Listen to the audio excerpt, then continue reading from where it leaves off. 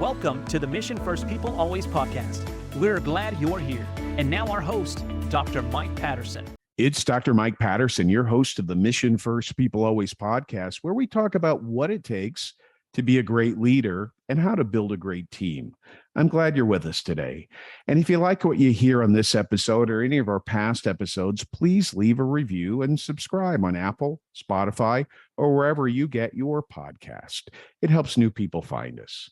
Today, our topic is diversity, equity, inclusion, and cultural intelligence. According to Diversity Wins, the third in a series of reports from the famed management consulting firm McKinsey and Company, the business case for DE&I is stronger than ever. In their research, McKinsey followed the trajectories of 1,000 companies in 15 countries using a very sophisticated methodology called social listening to determine what actually drives success. They followed these companies since 2014, so this is not simply a snapshot.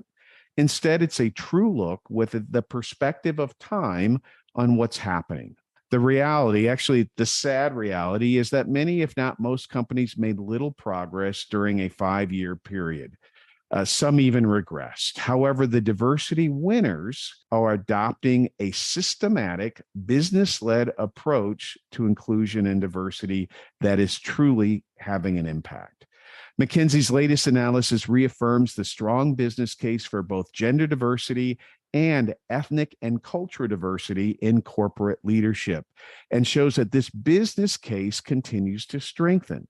The most diverse companies are now more likely than ever to outperform less diverse peers on profitability.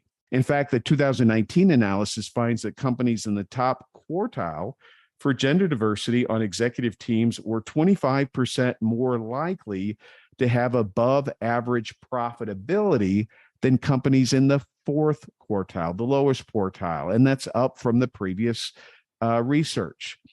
Moreover, McKinsey found that the greater the representation, the higher the likelihood of outperformance. Companies with more than 30% women executives were more likely to outperform companies where this percentage ranged from 10 to 30. And in turn, these companies were much more likely to outperform those companies with even fewer women executives or none at all. In fact, a substantial differential likelihood of outperformance, 48% to be exact, separates the most from the least gender diverse companies. In the case of ethnic and cultural diversity, the business case findings are equally compelling. And while these data points are important, getting there is not easy, and it doesn't happen overnight. Today, we're going to hear from a leader in this space who is doing the hard work on a daily basis of creating more diverse, equitable, and inclusive organizations. I can't wait for you to hear what goes into the making all of this happen. And here's some of the practical ideas that our guest is going to share today. Our guest is Dr. Kristal Walker. Stay tuned. Welcome to the Mission First People Always podcast, where we talk about better business results, stronger teams, more successful careers, and happier lives. Along the way, we hope to bust some biases, build some bridges, and have some fun. We're glad you're here. And now, our host, Dr. Mike Patterson. My guest today is Dr. Kristal Walker, the Vice President of Employee Wellbeing at Sweetwater Sound, the largest online retailer of musical instruments and pro audio equipment in the United States. It's based out of Fort Wayne, Indiana, and I understand Kristal just moved to Fort Wayne, so that she may want to share a little bit about life in Fort Wayne. In her role, she's responsible for crafting and leading wellness, diversity and inclusion, and training initiatives. She's also a training industry courses instructor where she teaches the CPTM designation, as well as a few additional courses, including new D&I inclusion workshops, for which she has been the author, and she's constantly contributing in her thought leadership role there. Her recent endeavor includes the launching of a new online institution. Perhaps we'll get into that. It's called Proverbs University, and I'm curious about that. I think it's going to add great value to our learning and development community around the areas of training, DEI, leadership, and talent management. But what gets me really excited about today's conversation is that Kristal is a scholar practitioner who is actually out there doing it. She's in the trenches. There's a lot of theory and research about the value of diversity, equity, and inclusion, but she's actually doing diversity, equity, and inclusion in organizational settings where leaders have a wide array of priorities, some of which may even seem to be conflicting at times. And she has to make the case for investments in DE&I. She has to sell these ideas to business leaders and demonstrate both their importance and their impact. So I love to talk to practitioners. That's what we tend to do here on the Mission First People Always podcast. We get people out of the ivory tower. We talk to people who have boots on the ground, living in the real world. And that's what our conversation is going to be all about today. We're talking about the value of diversity, equity, and inclusion in the real world. So Dr. Kristal, all the way from Fort Wayne, Indiana, welcome to the Mission First People Always podcast. Thank you so much, Dr. Patterson, for the invite, for the opportunity to come and speak on this platform about a very, very important subject. I appreciate the introduction and the hospitality so far. Well, it's a pleasure to have you. I'd like our listeners to learn a little bit about your background. You've been an educator. You've done a lot of different things. When I met you, you were working at a university, and now you're working in the music business. But that's not your first time in the music business. We've got some people we know in common. So just tell our audience a little bit about who you are and how you got where you are now. Absolutely. Well, first of all, I'm a native of sunny Southern California. So around this time of year, when we just got our first forecast of snow, it's a little interesting. Oh, my. So I've been having to navigate that. There's always a little bit of anxiety that I have with having to drive in the snow and to some degree dodge deer, depending on what part of town that I'm at. Certainly not something that you're used to in Southern California. But in any case, born and raised in Los Angeles, California, moved from Los Angeles during a time, I would say when California started to become really, really, really crowded with the new build out of the Rams Stadium. So my family and I decided we were going to relocate to Las Vegas, Nevada. We had been visiting there quite often. We just decided, you know what, we make enough drives here. We should probably just make the call to relocate here. And so we did. We lived there for about a year, and that's actually where we were planning on setting up shop. And then I got a call to actually a LinkedIn message about this role that I currently occupy at Sweetwater Sound. It's a vice president of employee well-being. And I had an opportunity to just talk to the founder and the CEO and our chief people officer at that time. And I was so overwhelmingly impressed. And again, I'm super skeptical to consider relocating my family to the Midwest from the West Coast during a very crazy political climate, as well as on the back end of the George Floyd murder and right in the middle of the COVID pandemic. And so after talking with those gentlemen and just listening to their hearts and, you know, the vision that they have around Sweetwater and the amazing work that we get to do to make musicians' musical dreams come true, I was sold. I was completely sold. I had an opportunity to walk the campus and experience firsthand how this company, how this organization was built with a vision from the founder to wanting to help his friends who were making pretty good music, and how it's flourished to what it is today now over 40 years later. And so in my everyday role, as you mentioned, I have a background in higher ed. I have a background in some corporate work that I've done before. But I find great pleasure just kind of blending the best of both worlds, where I get to weigh in on some of my training experience, my teaching experience. There was a part of my career where I was solely a corporate trainer. And so I had an opportunity to blend some of the best practices in academia into a corporate setting, which has always been a great passion of mine. And that's really where most of my experience has taken me over the last 15 years or so, probably closer to 20 years, but I'd be telling my age at that point. But I kind of got into the DEI work for some of the same reasons that I did for the training. I know even prior to the unfortunate event for George Floyd, there were quite a few asks around building some really effective unconscious bias training. And like any great trainer, you want to be able to connect the dots. You want to be able to have a case for why you are building the training and have it connect to some larger strategic initiatives. So oftentimes I was asked to build this curriculum around unconscious bias training.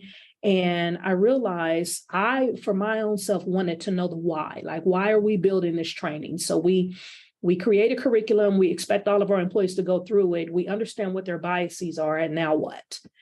And to some degree, Mike, it's almost like opening up Pandora's box. Like, if you don't know what you're going to do with all that information, and that can be a pretty scary thing.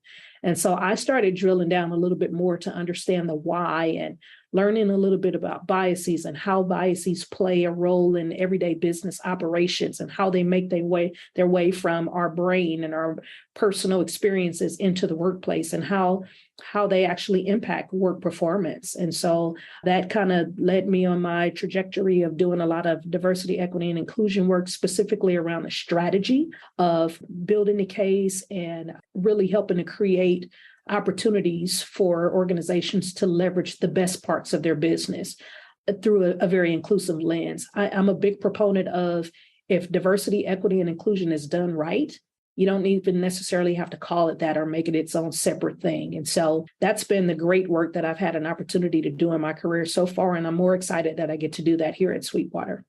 Well, you just hit on something that I think is very interesting. If you do your work well and do it right, you don't even have to call it out and highlight it. It becomes embedded in the culture. It's just the way we treat people. It's the way we operate. It's the way we do stuff around here. For people who aren't there yet, and their understanding of DEI is more basic at this point, I wonder if you could speak to the three letters of that commonly used acronym, DEI or DE&I. Why is each of those, or is each of those uniquely important? Do they always fit together? Can you have one without the other? Just give us a primer on what DE&I is all about. Absolutely. So I'll do just that. And I also want to throw in another word to further complicate things. And that's this word culture. And I'll give you the example that I typically use when I'm having a very basic conversation around what this means and why we do it. And I would typically ask the person that I'm engaging in conversation with is, how do you have dinner at home? Right? Start a simple question. And they're wondering, Kristal, where are you going with this? But I would ask the question, how do you have dinner at home? And for some people, they like to dine buffet style. Perhaps they will cook their dinner and create options for their family to go and engage. Perhaps they like to sit around and do the whole round table, dinner table conversation where it's a little bit more formal. Perhaps they grab and go and they'll grab something on the way home because they've had a very busy week. But whatever that norm is for them, that is their cultural norm, if you will. And I like to invite people to think about that best practice for them or that norm for them, and then assume that they were being invited into a 5-course meal, a fine dining experience, and they were going to be distinguished guests at this dinner. And I kind of have them think about that scene and talk about out loud, what would they imagine the ambiance to be like? What are some of the things that they would have to do differently based on how they have dinner in their own homes versus what they would need to do differently going into this environment in order for it to be a successful experience for them as well as everyone else. And then I asked them to take now that same scenario and imagine you being the chef responsible for having to prepare for this exclusive dining experience. So as the chef, you were not only responsible for the ambiance and the relational aspect of ensuring everyone is having a great time, but more importantly, you're responsible for the meal. And so when I think about diversity, equity, and inclusion, if I'm thinking about it from that chef's perspective, the diversity would be around the menu that I create to ensure that everyone there has an opportunity to take pleasure in meals or cuisines that make sense to them, that taste good to them, perhaps some of their favorites, especially if they're going to be considered an exclusive or distinguished guest. And then I liken the equity aspect of it to, all right, if I'm that chef, first of all, I need to have access to all of the ingredients that I need, right? So it's not enough to just say, hey, we're going to offer all of these menu items to all of our guests. But as the chef, I need to ensure that I have access to exactly what I need, even down to the smallest ingredient. And then the inclusion piece, from my perspective, same scenario, same chef, would be, have I considered all of the individual needs of the guests? So are there individuals who may perhaps have dietary restrictions? Are there any individuals who may be perhaps allergic to something that's on the menu? Or have I considered those who would prefer gluten-free diets or vegan diets?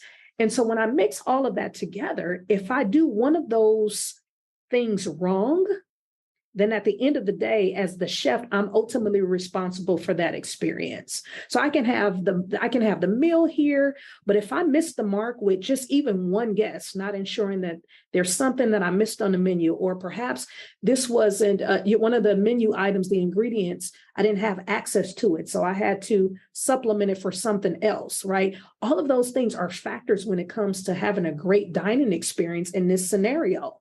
And I liken that scenario to organizations nowadays where we're inviting and we're in the middle of a talent crisis or a reorg, whatever we want to call it. I've heard it known as the Great Resignation, the Great Reshuffle, whatever we want to call it. I think we can all agree that we're in a stage in time in history right now where employees have options. And they're deciding what kind of dining experience that they like to have.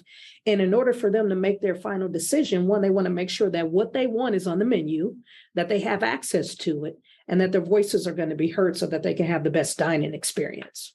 Yeah, I think that's a great way to explain those three terms. And I've never heard it expressed that way. So that was awesome. As you were describing the role of the chef in that metaphor, what role do the diners have to create a great dining experience? I mean, I completely agree that that organizational leaders have to create an environment where good things can happen, but do the diners have any responsibility in this? They absolutely do. And that's where that other word that we kind of hear oftentimes and thrown in conversations, and that word is culture. And I am a big proponent of this concept of cultural intelligence. And I'd be happy to unpack that. But one of the things that I've found to make it a little bit easier to have conversations around a pretty tough topic, when I think about the direction that the DEI conversation has gone in, it's become quite controversial. It has ruffled feathers just because of, the various approaches that people choose to have this conversation, specifically for people who make assumptions based from their privilege, or people who have real lived experiences who have felt that their voices haven't been heard. For me, I have found that the median spot, or the opportunity to bridge the gap between those two parties, is around this concept of cultural intelligence. And there is a scholar by the name of David Livermore who has done a great job at creating the cultural intelligence framework that I believe has been pretty self-explanatory for those who are interested in learning more about that. His website is culturalq.com. It's culturalq.com. And in his work, he spent the last 10 or so years unpacking what it really means to be culturally competent. And in the same way that we esteem emotional intelligence and relational intelligence and all of these other forms of intellect, we should also be very mindful of culture. And in his model, he describes 4 ways for us to develop cultural intelligence. And that's by our personal drive or motivation for wanting to work in cross-cultural situations. The second phase of this model is our CQ knowledge. And that's really exploring and unpacking the differences and the similarities between our culture and individuals who share cultural norms other than ourselves. The third area of this model is CQ strategies. So once you muster up the courage to be personally motivated or invested, and then you take the time to understand the differences between your culture and someone else's, then you need to have a strategy for how you're going to engage with them so that you can ensure it's a win-win situation for you both. And then the last phase of that model that he introduced is CQ action. So I'm motivated, I have the knowledge, I have my strategy, but now I also know how to adapt my behavior in various situations. And what I've added to that model is how, in the ways that I've used it to educate managers, is to get them to rethink about how they describe the word culture. And I think over the last couple of years, Mike, the term has been inundated with being only associated to like race, ethnicity, and identity. But when we think about culture from a very basic sense, it really is an umbrella term that describes a way of life for a group of people who share similar interests. That interest can be anything, right? So I can like tacos and be among a group of taco lovers, and that, based on that decision, can be described as a culture. Now, within the culture, there's dominant cultures and subcultures or secondary cultures. So oftentimes when I'm explaining to managers, if we use that definition as our basic definition of how we define culture, then the next part of the learning journey is to understand what cultures exist on our teams and within our organizations, both dominant and secondary. Once it really takes some time to do that. And sometimes it's not just a quick fix exercise. Sometimes you really have to unpack that with your team to understand what are the mindsets of the folks who work here or who are coming to work every single day. If I go back to that dinner and fine dining experience, how do we have dinner at home versus how we anticipate having dinner here within the organization so that everyone feels welcome, valued, and supported? Once you identify and start to unpack all of those dominant and subcultural areas, the next question is, what skills then do I need in order to work effectively in any cross-cultural situation? And that's when things like emotional intelligence and unconscious bias training and interpersonal communication skills, that's when those skills tend to make a little bit more sense. And now I have a reason, now I have a focus area, now I have my own personal motivation for why I'm interested in engaging in this conversation around diversity, equity, and inclusion, because I understand that now that I'm aware that all of these various cultures exist around me every single day, that within itself is the case for diversity. And so it's made it just a little bit easier for me to be able to have these conversations. And it's amazing when I explain that philosophy to a lot of the managers that I work with, you can almost see like the aha moment or the light bulb go off. It's because the opposite of being culturally intelligent is being culturally ignorant. And I don't think anyone wants to be in that position. No, not at all. So big idea for me from this part of our conversation is that DE&I is about more than just getting people that look different to join the company. Oh, yeah. I mean, it's much, much more than that. It's much deeper than that. And then the other point I was curious about, when you went from Las Vegas to Fort Wayne, Indiana, call me biased here, but it doesn't sound like maybe the most diverse place on the planet. But when you dropped into Fort Wayne, Indiana, did you and your new organization, did you undertake that sort of analysis as a starting point to become more culturally intelligent about what was going on in your company? Absolutely. And I'll tell you, taking that perspective has actually played a huge role in my success since I've been here for now almost 2 years. Coming from the West Coast, where it's a little bit more diverse and it's a little bit more liberal, into a very conservative space where it's not as diverse, it was culture shock to some degree. But what I can tell you is It's the people who make it what it is, whether good, bad, or indifferent. In my experience, I've been embraced on a level that I've never been embraced from a professional perspective. My skill set is celebrated. I've been able to build relationships with some amazing people.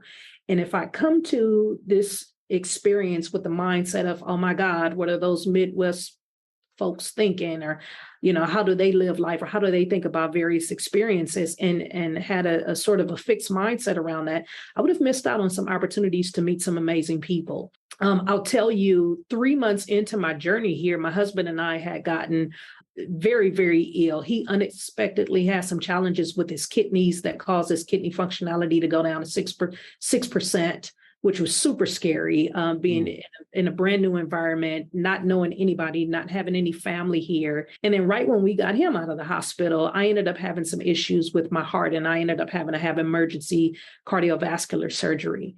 And I'll tell you what I really learned about culture and the people here is that they really, really, really wrap their arms around my family. And every night that we ended up having to be in a hospital or off work, I had coworkers literally stepping up, babysitting my 5-year-old daughter at the time, or dropping off dinner at our home just to make sure that was one less thing that we had to be consumed or worried about. And so for me, it was an opportunity to not only shake any potential biases that I may have had coming into this experience, but also really, really, really leaning into relationship building and people, and how to really think about diversity, equity, and inclusion through a different lens, but more importantly, through that cultural intelligence piece. I would have missed out on making some great relationships with some great people had I had a fixed mindset. Yeah, it really is all about relationships and dropping those assumptions and the stories we've told ourselves about people, and actually getting to know people and opening ourselves up to allowing them to get to know us and just enjoy what comes from that. That's a neat lesson. And you said something earlier, Kristal, that I want to go back to, and I think it ties to the story you just told about being embraced by your current community. You were living in Las Vegas, and a couple of organizational leaders who were recruiting you to come, move across the country and parachute into a strange place from your perspective. You said that you heard their heart for That's right. what they were trying to do. So I'm wondering, what is the heart of a leader who is really trying to create a culture that embraces, that creates a wonderful dining experience for everyone, embraces this whole idea of diversity, equity, and inclusion in a way that would cause you to leave the West Coast and to drop into the Midwest and just completely change your life to join forces with these guys who are trying to do something great? What did they tell you that got your attention? Well, I think it was very evident that when I came on campus, they were walking out and living out the mission of the company. The mission of our company here at Sweetwater is to always do the right thing and exceed customer expectations. And to see doing the right thing in action was just amazing. Like, even before I had even accepted an offer, just watching how individuals engaged here on campus. I remember touring and just learning about the Sweetwater story and going from various departments and looking at this beautiful campus and some of the things that have been developed well over 40 years ago into what it is now. And all I can remember saying is, wow, wow, wow. And when I think about like what it took to get to this level, we actually have 5 imperatives that we live by as an organization. And that's wow the customer, get things done, obsess over details, develop the future, and drive continuous improvement.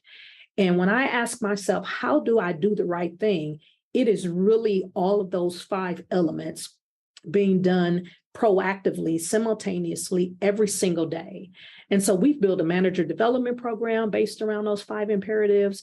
We have those 5 areas in our annual performance review process. So all employees are evaluated on that same basis. And then as part of their onboarding experience, their new hire orientation and onboarding experience, they're introduced to these concepts, to these principles, to these imperatives. And they see it's not just something that we say, it's something that we do, and it starts from the leadership at the very top.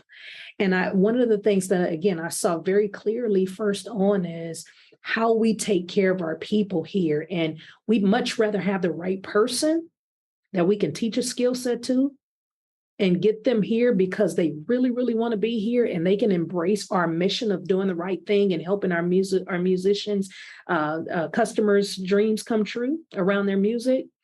And it is there's something special when you have that heart already. I say all the time, like, I can't teach someone how to be friendly. I can teach you how to do the job, but I can't teach you how to be friendly. I can't teach you how to be positive. Those are characteristics that you just have to have. And those were some of the things that I saw early on in my conversation with our organizational leaders. And it was amazing that it didn't disappear. And I remember, Mike, I just kept waiting, like, okay, I'm 6 months in, I'm 9 months in, I'm a year in, like, when is it going to change? And, being here for almost 2 years now, it's still very, very, very consistent. Well, the apparently the honeymoon phase does not have to stop. We can keep doing the right thing and living our values, and that makes it a beautiful place to be. Now, Kristal, we've talked about a lot of good stuff, and I think the way you framed the DE&I world for us has been very helpful to me. But I've got 3 more questions for you. One is, and I'll just lay them out there. One is, I'm putting myself in the seat of my audience here. I'm a frontline leader. I'm a middle manager. Maybe I'm a senior leader in an organization, and I'm engaged in this conversation, and I'm thinking, okay, how does cultural intelligence, how does DE&I drive organizational results? How does it make us better? How does it help us achieve our business goals? Because I'm accountable for getting stuff done, hitting my numbers, making money for the business. That's what I'm here for. And I also want to treat people well and bring out the best in people. And I know that I've got to keep that in balance. But how does this stuff help me hit my numbers? Number one. Number two is, how can I do it? I mean, if I'm a team leader, I'm a frontline manager, I got 10 people I'm responsible for. How can I promote DE&I on my team? And then I'll ask my other question after I give you some time with those two. But that's really where the rubber meets the road for folks. Sure. Well, I would tell you that, one, you have to be personally motivated. And I know I kind of mentioned that when I broke down the CQ model, but you do have to be personally motivated. You have to find what's in it for you. And for some people, initially, it may be compliance driven, right? We have to do this. We have to check a box. But I think if you go back to the very essence of human nature and how people want to be engaged and how people want to be treated. And I think I can boldly say here on this podcast that gone are the days where folks are just showing up to work, taking whatever the employer dishes out. Right, especially when people know that they have options and what all of the stats around employee well-being and, the whole concept of quiet quitting, which, by the way, has been, all that is, in my opinion, is employee engagement. Right. So how well have we really been able to engage our folks? And I think when you consider DEI, it's no secret that our world is shifting. The generations in the workplace is shifting. The way we like to communicate, the way we like to learn, all of that is shifting. And a lot of that has to do with our cultural norms. So as a frontline leader, as a mid-level leader, as a senior leader within the organization, it is important that you stay in a know around what that change looks like, what it feels like, because some of those changes, whether you want to deal with it or not, sometimes we just inherently end up dealing with it because of the teams that we work with every single day.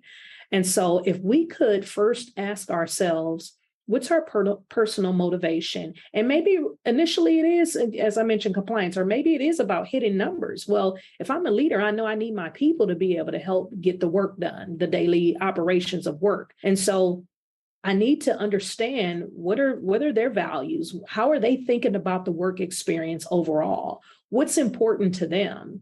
And that's where, you have to, as the leader, find ways to adapt and understand what your strategy is going to be around how you engage with that particular audience.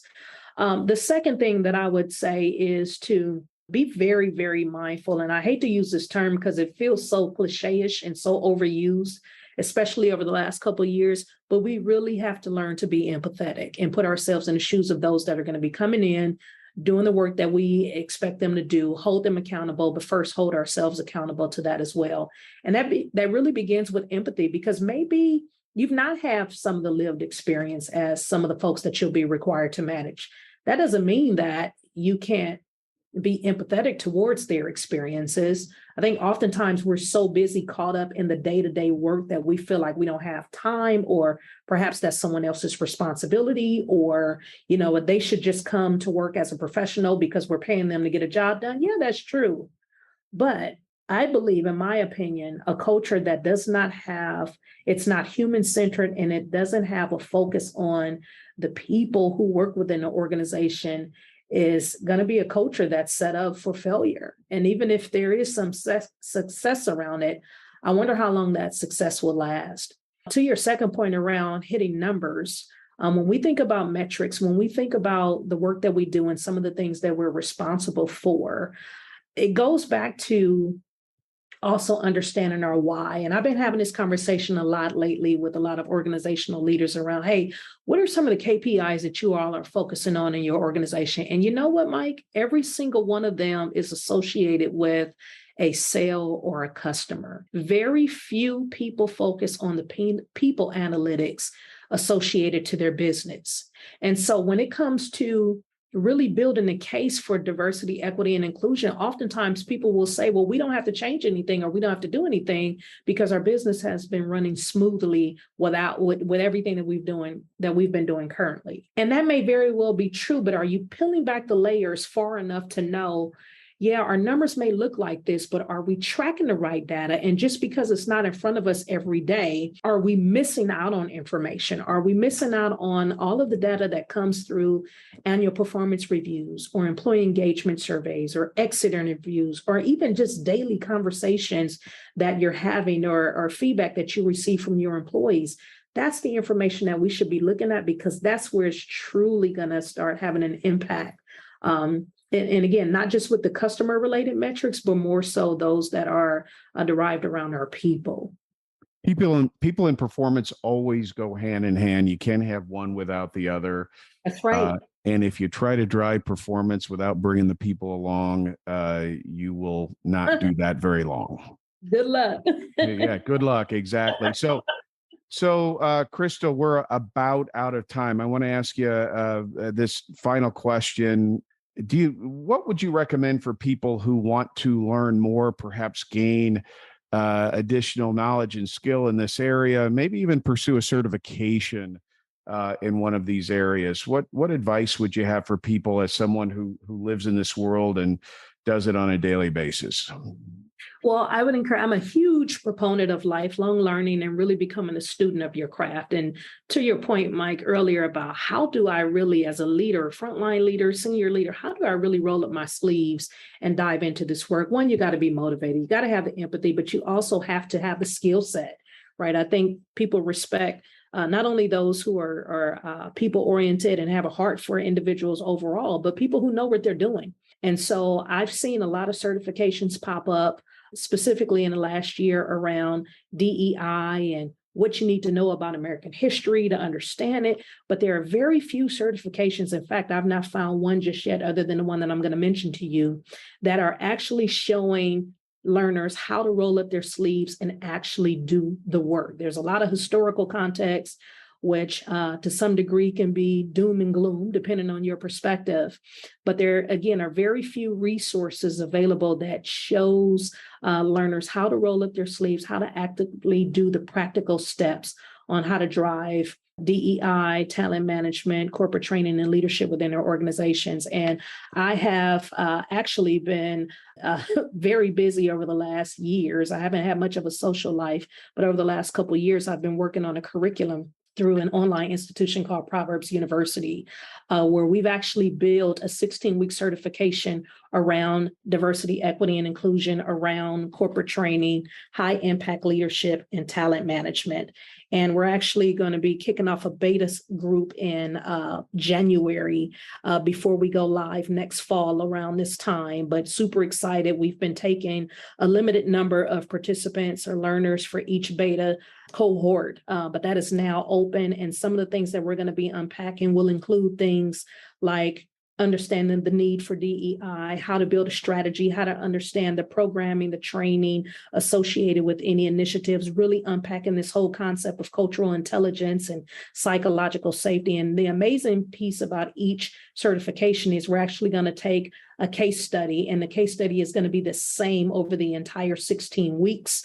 And we're just going to unpack it with every course. So it'll be very practical, hands-on experience for all those who are going to be participating in the beta experience. And so that's one that I would encourage. Anytime you have an opportunity to upskill and reskill in an area where it's not just the what, but the how, those are opportunities that I would definitely take advantage of. And Kristal, how can people learn more about the work you're doing, the beta program at Proverbs University? How can people get in touch with you if they're just interested in connecting with you and learning more from you personally? They can visit the website at www.proverbsu.org. That's proverbsu.org. Or they can connect with me on LinkedIn. I'd be happy to connect and share some additional information. Awesome. Thank you, Kristal, for being a great guest. I always learn from my guests, and I've learned a lot today. It is important in this season that we're in the workplace that we equip ourselves to really bring out the best in the people around us. I think that's the call of all leaders. It's important. It's incumbent upon us to help our employees find meaning in the work. Kristal mentioned the importance of understanding motivation, and motivation often leads us to what makes work meaningful for people. And then finally, we've got to help people make authentic connections and build relationships. If we can do those things, we can keep our best people, we can drive business results, and we can create workplaces where people want to be, that do great things with great people and continue a legacy of impact for the long term. So to all of my Mission First, People Always listeners, thank you for being here. I hope you've enjoyed this episode. And until next time, keep doing the right thing. Thanks for listening. We hope you enjoyed today's episode. If you want to create a stronger, more people-centric and empowered culture for your organization, visit drmikepatterson.com.